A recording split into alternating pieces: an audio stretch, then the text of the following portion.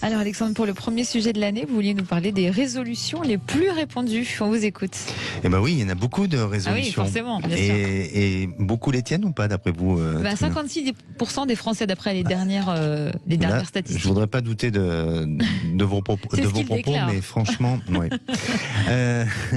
Alors les résolutions les plus répandues sont déjà celles d'arrêter de fumer. Alors, ce n'est pas seulement une motivation, mais c'est aussi le déclic d'arrêter de fumer.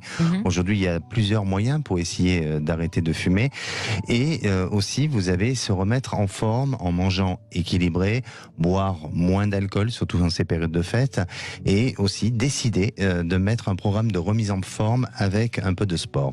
Puis il y a aussi s'organiser pour prendre un bon départ. Alors, vous établissez un programme tel que vous planifiez certaines tâches et vous fixez des échéances pour pouvoir les maintenir.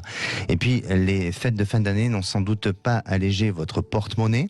Alors, une bonne raison de décider à diminuer vos dépenses, eh bien, cette résolution va vous permettre de faire des économies. Vous avez aussi celle de voyager plus souvent, surtout à la période du mois de janvier où on rentre dans une période un peu morose. Janvier, février, c'est toujours un peu compliqué. On a envie de destinations comme la Thaïlande, les Caraïbes. Ça vous fait rêver, hein, Trina? Oh oui. Voilà, exactement. Eh bien, réserver ces prochaines vacances permet à l'avance de se donner un objectif et d'avoir une projection aussi sur l'avenir.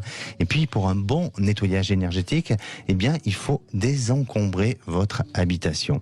Alors, c'est l'occasion pour cette nouvelle année de faire un bon nettoyage énergétique et de repartir sur de bonnes bases. Voilà, exactement.